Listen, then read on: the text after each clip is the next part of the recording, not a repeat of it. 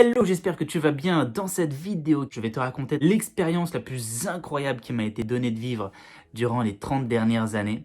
Et cette expérience est en même temps quelque chose que l'humanité essaye de comprendre depuis plus de 2500 ans. Cette expérience, c'est l'éveil spirituel. Alors, pas de trucs trop métaphysiques ou trop bizarres, je vais t'expliquer ça avec un point de vue très psychologique afin de comprendre qu'est-ce que c'est que l'éveil spirituel, comment à ton tour tu peux vivre ça et qu'est-ce que ça t'apporte. Personnellement, ça m'a énormément apporté. D'un point de vue sensitif, c'est wow, peut-être 100, 200 fois un orgasme. C'est comme ça que je le présente à mes amis, parce que c'est très difficile à expliquer ce qui se passe durant l'éveil spirituel, mais c'est incroyable. Cette expérience permet de faire tomber les frontières entre les individus et de te sentir vraiment connecté à ton environnement. Et je souhaite à chacun d'expérimenter la chose, puisque personnellement, ça a transformé ma vie et je sais que ça a transformé la vie de ceux qui l'ont également vécu. Alors je vais t'expliquer mon éveil et ensuite on ira voir un petit peu comment ça fonctionne et comment toi aussi tu peux provoquer cette expérience qui, je te l'assure, change une vie. Et si tu espères que demain soit plus sensé et qu'on résoudre un peu les enjeux d'aujourd'hui, rien ne changera tant que les gens n'auront pas compris et ne se sont pas un petit peu éveillés à eux-mêmes. Puisque l'éveil spirituel te connecte vraiment au vivant et te montre en fait simplement ce qui est important. L'éveil spirituel, c'est avant tout un éveil à soi-même, une compréhension de « waouh, c'est quoi ma place dans l'univers ?» Ça te connecte au vivant. Et aujourd'hui, si en 40 ans, 60%, la biodiversité s'est effondrée, c'est parce qu'on en est déconnecté. Et l'éveil, ça te connecte à tout ça pour pouvoir simplement protéger après ce qui est vraiment important. Donc c'est parti, allons voir ce qu'il en est. Alors mon éveil à moi, comment ça s'est passé? Premièrement, sache que pas mal de personnes vivent ce genre d'expérience, sauf que c'est compliqué à expliquer et quand tu en parles, tu peux rapidement avoir la casquette du mec un peu perché. Tout simplement parce que les gens ne comprennent pas forcément, donc on vit l'expérience et on ne va pas forcément en parler. Les personnes qui font des expériences de mort imminente parlent de quelque chose de similaire, où tu fais en fait une expérience de pleine conscience. C'est un petit peu ça, l'éveil spirituel, c'est l'expérience de la conscience de soi. Et donc tout ça pour te dire que les personnes qui sont éveillées, en fait, il y en a plein. Et ce qui découle de cette expérience, après, c'est simplement la volonté de vivre en accord avec ses valeurs. Et d'ailleurs, on ira voir que pas mal de maîtres spirituels qui ont tenté d'enseigner cela ont essayé de montrer le chemin, d'expliquer comment vivre cette conscience, cette connexion au monde. Donc pour t'expliquer le mien avant d'aller sur les notions psychologiques. Alors l'éveil, je l'ai vécu 2 fois. Une fois en méditation où je peux atteindre ce qu'on appelle la pleine conscience. Mais en fait, l'expérience était tellement waouh, ça a commencé à jaillir, j'ai senti que ça venait, et en fait, ça a dû durer une microseconde. Les larmes me sont montées et je suis tout de suite sorti de l'expérience. Et après, j'ai voulu rentrer dedans, mais c'est ça qui est marrant avec l'éveil, c'est que plus tu veux le vivre, et moins tu vas y arriver. Là où il m'est vraiment arrivé, c'était dans une retraite spirituelle. En 2017, j'ai commencé à me poser pas mal de questions. Et je suis allé poser des questions à des curés autant qu'à des imams. Voilà, je me suis intéressé à leur religion pour essayer de comprendre c'est quoi le sens de tout ça. Est-ce qu'il y a un Dieu? Enfin, les questions qu'on peut se poser un petit peu quand on se cherche soi-même. Et donc, je suis allé voir un curé et il m'invite à une retraite qui durait 2 mois. Un parcours de découverte qui s'appelle le parcours alpha, qui existe toujours et que je pense que vous pouvez faire si jamais ça vous intéresse. Et ce parcours, c'était quoi? Tous les mercredis, on se voyait, on échangeait, il y avait un enseignement donc religieux pour le coup, hein. Personnellement, je ne suis pas croyant plus que ça, je suis plutôt agnostique. Je pense qu'effectivement, il y a quelque chose de plus grand, mais que cette chose, elle est pas forcément très très bien décrite dans les livres religieux, ou en tout cas, que l'être humain, avec sa conscience et puis son expérience humaine, aura du mal à comprendre un petit peu ce qu'il en est. Dieu, pourquoi pas, mais je pense que s'il y a un Dieu, il est très différent de l'image qu'on s'en fait. Je vois plus ça peut-être comme une force qui est partout et qui est là, mais du coup qui est plutôt impersonnelle. Enfin bref, j'ai fait ce parcours avec eux durant 2 mois. Le dernier week-end, il y avait une expérience qui s'appelait l'effusion du Saint-Esprit. Alors le nom déjà comme ça est assez intriguant. Et en fait, c'est un week-end pendant 2 jours. Alors je sais plus trop de quoi on parlait, mais ce qui s'est passé, c'est que à un moment, on était tous dans une salle. Et je te raconte vraiment comment j'ai vécu la chose. On était tous dans une salle, on était une soixantaine. Il y avait des groupes de personnes, des groupes de 3 personnes, je crois qu'il y avait 5 groupes de 3. Et donc il y avait une petite musique, il y avait des chants, etc. Et à un moment, en fait, les gens sont invités à aller voir un des groupes présents, simplement du coup pour communier ou pour vivre cette effusion du Saint-Esprit dont il parlait. Alors, moi, même si j'ai fait ma communion plus par tradition que par conviction, j'avais jamais entendu parler de ce genre de moment. Et en fait, comment ça se passe? Les gens, je les vois se lever, et alors là, je vois des gens qui rentrent en transe. Mais du genre, vraiment, enfin, une transe, et ils tombent par terre, inconscients, mais en transe vraiment. Et pour moi, ce genre de choses, c'était des trucs qu'on voit dans les sectes. Alors, j'ai pas compris, ça m'a mis vraiment mal à l'aise. Je me rappelle, derrière moi, il y avait une femme qui venait d'aller voir un groupe, et elle s'effondre, et puis elle tremble. Et donc, le curé va la voir, complètement inconscient, en transe, la personne, et puis il se met à côté d'elle, et puis moi je regarde la scène, je fais waouh, mais c'est ouf, et c'était pas la seule qui vivait ça, donc j'étais vraiment perturbé. Et ce qui m'a plus perturbé, c'est que j'ai dit au curé, du coup, vu qu'elle était en transe, on la met en PLS. Il me regarde et il me fait non, elle reçoit le Saint-Esprit. Alors quand il m'a dit ça, là franchement, je suis sorti de la salle parce que je fais waouh, mais où je suis tombé. Et c'était vraiment, en fait, ouais, j'avais l'impression que c'était sectaire, hein. Et pourtant c'était l'église. Donc bon, ça m'a interrogé, ça m'a interloqué. Je suis sorti dehors pour une petite bouffée d'air. Et je me suis dit, bon, j'ai fait ce parcours alpha pas pour rien, donc allons-y. Et là, je vais voir un groupe de personnes. Donc, il y avait une personne avec qui j'avais suivi les enseignements tous les mercredis, et puis d'autres personnes que je connaissais pas. Et là, la personne me regarde et elle me fait, qu'est-ce que tu veux lui demander? Comme si j'allais communier avec Dieu, ou le Saint-Esprit, ou je sais pas trop quoi. Et moi, je savais pas qu'il fallait poser de questions. Je savais pas qu'il fallait poser de questions, je lui ai dit. Et, et du coup, vu qu'elle m'a pris un peu sur le fait, c'était une période où je me cherchais, où je commençais à me trouver, à répondre à mes questions existentielles. Je lui demande juste, est-ce que je suis sur la bonne voie? Et de là, la personne met sa main sur mon épaule et simplement, alors, je ferme les yeux et puis elle me dit, je l'entends dire, est-ce que Alexandre est sur la bonne voie?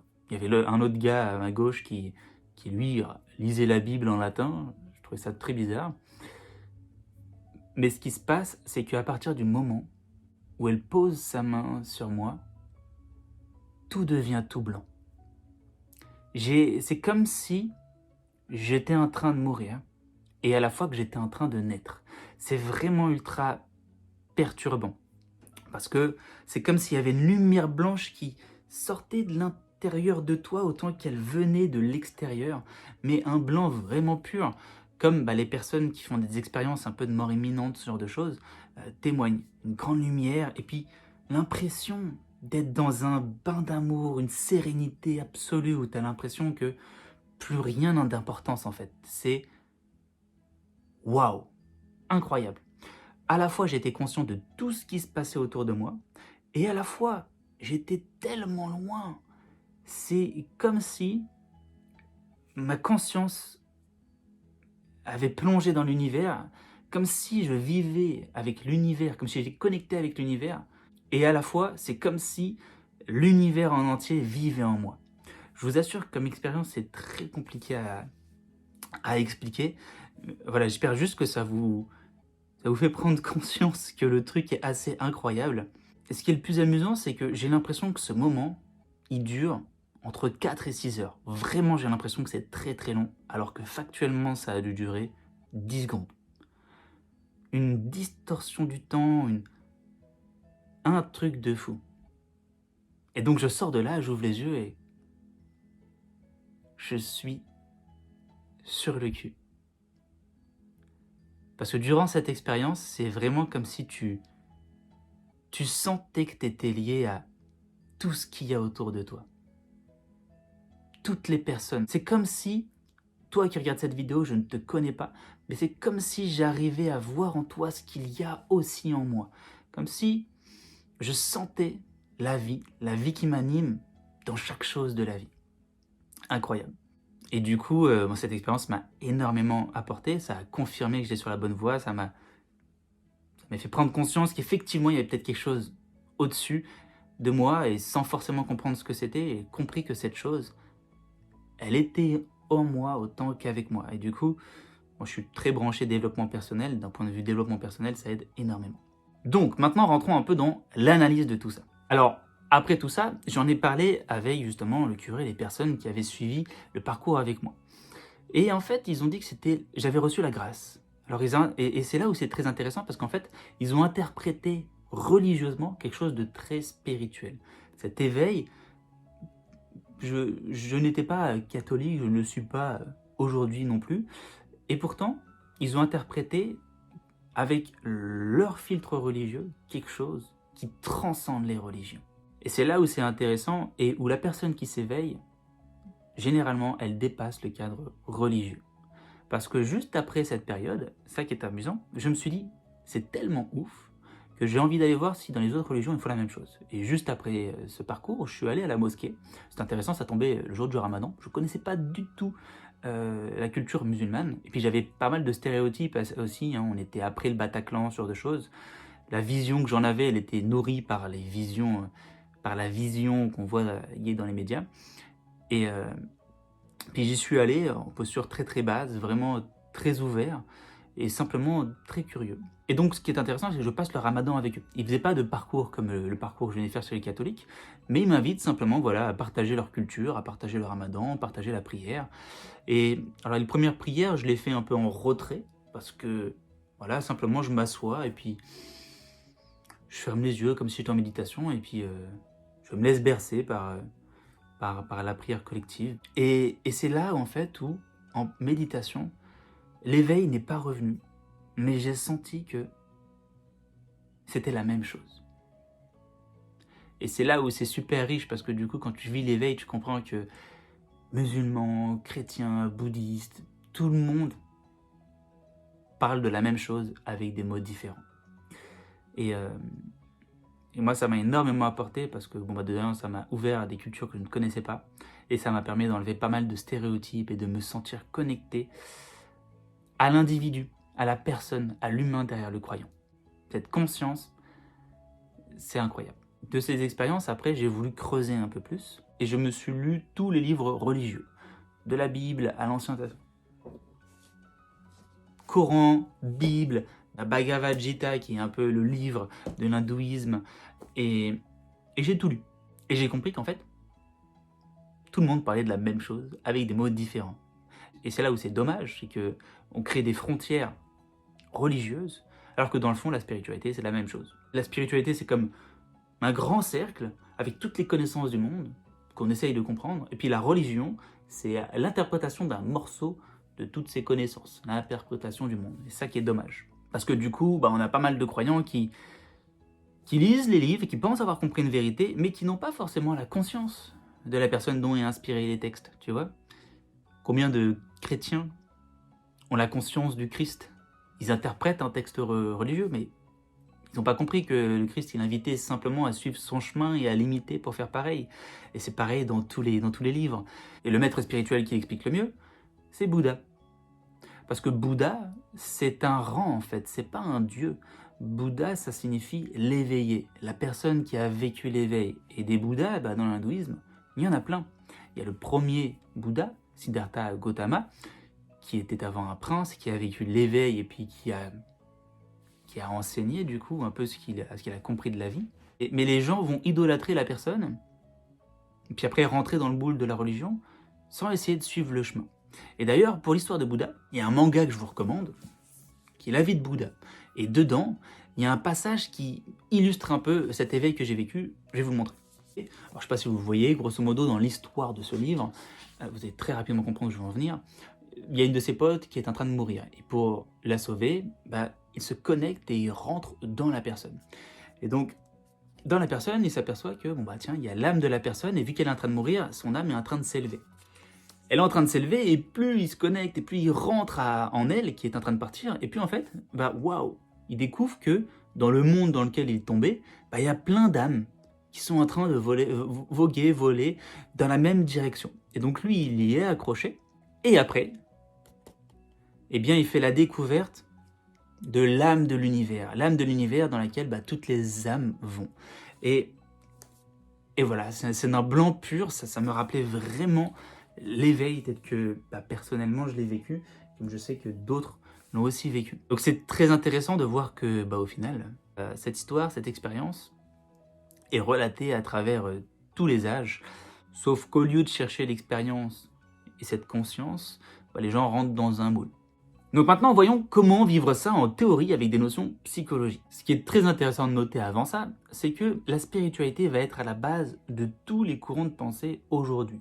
Généralement, on s'intéresse à la spiritualité, à la compréhension de tout ça, par différents corps, par différents domaines. Par exemple, moi je suis rentré là-dedans avec le développement personnel. Le développement personnel, imaginons, c'est une strate. Tu as le développement personnel, et puis une fois que tu fais le tour du développement personnel, juste en dessous, tu as des choses un peu plus concrètes, la psychologie.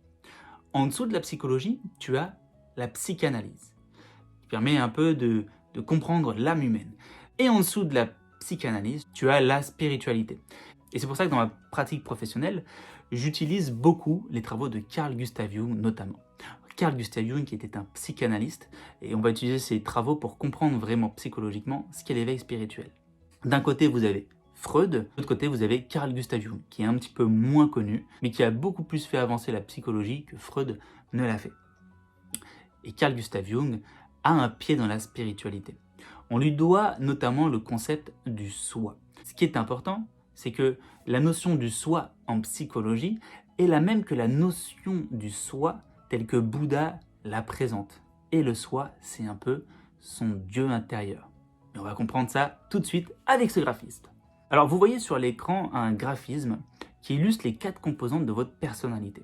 On comprend ici que, on est tous porteurs d'un masque, ce qu'on appelle en psychologie un persona. Le masque, c'est un peu l'image que les gens ont de moi, et c'est en même temps l'image que je vais me construire pour être adapté à l'environnement dans lequel j'évolue. Et ce masque, j'en ai un quand je suis à la maison, j'en ai un quand je suis avec mes amis, j'en ai un quand je suis au travail, etc. etc. Mais ce n'est pas moi. C'est l'image que je renvoie pour être accepté, et c'est l'image que les autres ont de moi. Quand j'enlève tout ça, je prends conscience aussi qu'il y a ce qu'on appelle l'ombre. L'ombre, pour résumer la chose, c'est un peu votre côté obscur, toutes les choses que vous avez fait dans la vie et que vous n'allez pas assumer, tous les fardeaux que vous portez. C'est un peu toute votre histoire qui est derrière. Et quand je te parle, je vais me faire une image de toi, mais je ne verrai pas la vie telle qu'elle t'a construit. Et l'ombre, c'est un petit peu ça. C'est des choses que tu n'acceptes pas forcément de toi et que tu vas cacher.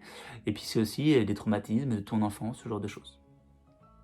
On a ensuite l'ego. Alors ça, c'est très intéressant parce que quand on s'intéresse à la spiritualité, on te dit souvent, ton ego, il faut que tu le tues. Sauf que, de un, c'est impossible de tuer l'ego puisque biologiquement, ça n'existe pas. Et puis de deux, si tu essaies de tuer quelque chose qui n'existe pas et qui est en toi, psychiquement, tu vas juste renforcer la présence de celui-ci. L'ego, c'est une frontière entre ton monde intérieur et le monde extérieur. Et c'est pour ça que quelquefois on parle d'égoïsme, d'égocentrisme, etc. C'est des personnes qui vont revendiquer leur monde intérieur ou qui vont simplement essayer d'assumer davantage ce qu'ils sont pour ne pas se faire envahir par ce qui est à l'extérieur. Et une fois que tu comprends ces 3 composantes, tu as le soi. Et c'est là que c'est très spirituel. Le soi, qu'est-ce que c'est? Si je reprends la phrase de Jim Carrey, qui est quand même quelqu'un d'assez éveillé, je trouve, le soi, c'est un peu cette poussière sur laquelle tu construis la perle. Et la perle, c'est ton identité. C'est l'image que tu vas avoir de toi. Et toi, comme moi, on a tous construit notre perle sur cette poussière. Et le soi, c'est un peu cette poussière. Et on a tous la même. Et l'éveil spirituel, c'est la compréhension de ça, justement. Cette poussière, cette vitalité, la poussière, ça pourrait être la vie. Ce qui nous anime tous. Et qu'est-ce qu'il y a de plus beau que cette prise de conscience? Et ce qui est intéressant, c'est que concernant le soi, dans Les Upanishads, qui est un des textes fondateurs de l'hindouisme, eh bien, nous proposent un chemin pour réaliser son soi. Alors, dans le livre Les 5 actes de la vie, je vous ai résumé ces 5 étapes. Dans les Upanishads, on nous explique que son soi intérieur, justement, cette poussière, elle est couverte par 5 enveloppes qu'on appelle les 5 kosas. Kosa qui veut simplement dire enveloppe. Et une fois qu'on dépasse ces 5 kosas, on atteint l'Atman. Et l'Atman, en fait, c'est ton Dieu intérieur. Et donc, c'est très spirituel. Et si tu touches cet Atman, entre guillemets, voilà, tu comprends en fait ce qu'est le soi, tu réalises ton soi. La première enveloppe est l'enveloppe physique, que les hindouistes appellent Annamaya Kosa.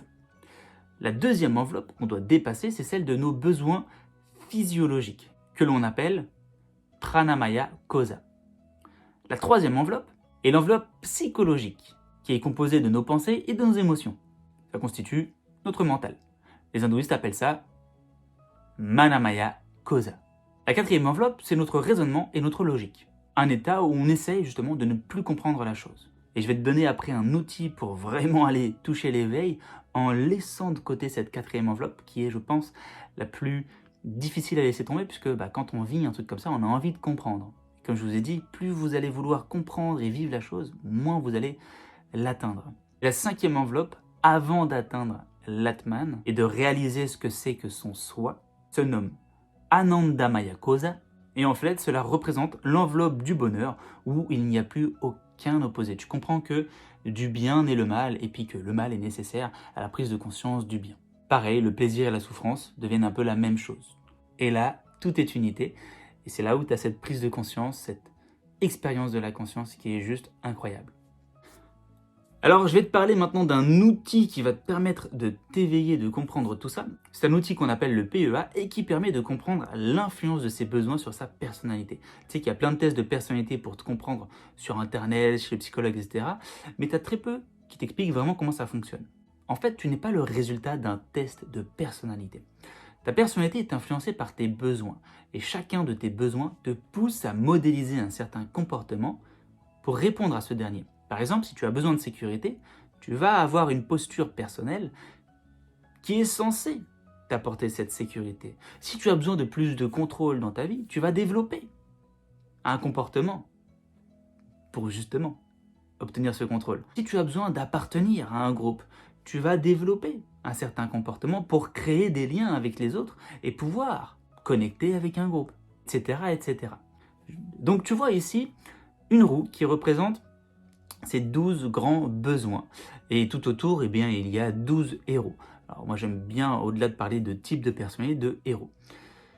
Et ce qui est intéressant, c'est que tu vois que ton soi, eh bien, il est au centre de cette roue. Et c'est là où est toute la puissance de cet outil. Au-delà de pouvoir te comprendre et de pouvoir transformer ta personnalité, ça te permet de t'éveiller, puisque tu comprends que quand il n'y a plus aucun besoin, tu fais l'expérience du soi. Et c'est l'éveil spirituel. Et c'est très compliqué. Parce que le simple fait de mettre en méditation et de me dire, ok, je veux vivre ça, le simple fait de vouloir, pourquoi je veux ça? Pour expérimenter, parce que waouh, j'ai envie de sentir cette sérénité. Donc tu vois, il y a un désir derrière. Et donc ce désir va bloquer la porte. Il faut que tu sois dans un lâcher-prise total. Et c'est en ça où Bouddha a appelé au renoncement. Tu renonces à tout, et ça arrive. Comme quand on m'a posé la question « Qu'est-ce que tu voulais demander ?» Au final, j'avais pas préparé de questions, et ça m'est sorti tout seul, je suis sur la bonne voie, mais j'avais aucune attente, je m'en foutais de ce qui serait passé, je ne comprenais pas ce qui se passait dans la salle. Et j'avais pas forcément envie de le comprendre non plus, j'étais juste curieux. Et plus t'es curieux, plus t'es ouvert. Il faut être totalement ouvert pour vivre ça. Alors, ce que je me suis aperçu, c'est qu'on pouvait vivre cet éveil par de l'hypnose, par de la méditation. Alors pour l'instant, je n'ai pas fait de vidéos sur le sujet. Si jamais une méditation sur le sujet, ça peut t'intéresser, n'hésite pas à me le dire en commentaire. Et puis j'essaierai de construire ça. Voilà pour cette vidéo sur l'éveil. Alors si je veux aller plus loin et te dire ce que ça m'a apporté personnellement, ça a transformé ma vie. Alors, je vais vous partager quelque chose de très intime, puisque là, c'est ce que ça m'a apporté. Je suis persuadé qu'on devient ce que l'on croit qu'on est censé devenir. Et on peut choisir tout ça. Il n'y a pas de statut à la naissance. C'est nous qui nous conditionnons et c'est nous qui faisons le propre jeu de notre vie. Quand je suis né, on m'a donné cette médaille.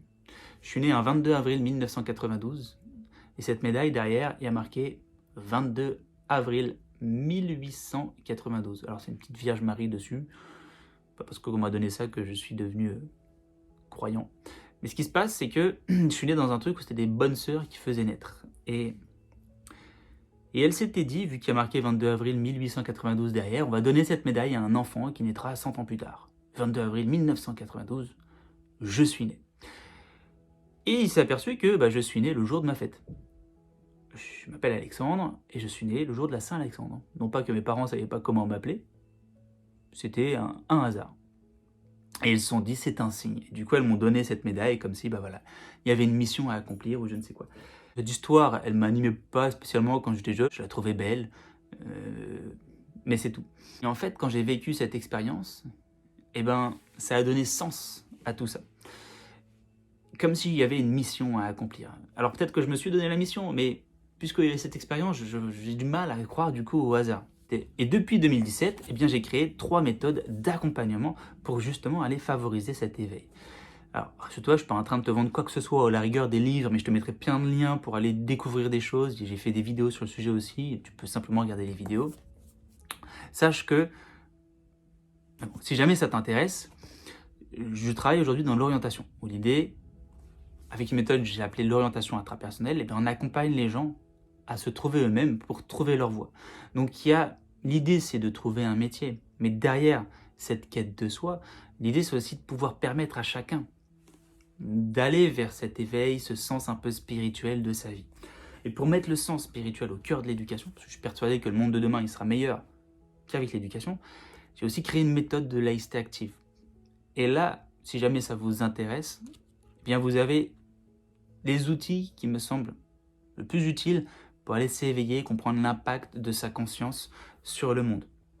Et je cherche aussi des formateurs pour aller partager ça dans les écoles, auprès des professionnels, puisque en fait, je me suis aperçu que les outils de connaissance de soi et l'expérience de l'éveil, ça te connectait aux autres. Et aujourd'hui, on parle beaucoup de laïcité en France, sauf que on parle de textes de loi, et c'est pas la loi qui va te permettre de t'éveiller et de supprimer les frontières.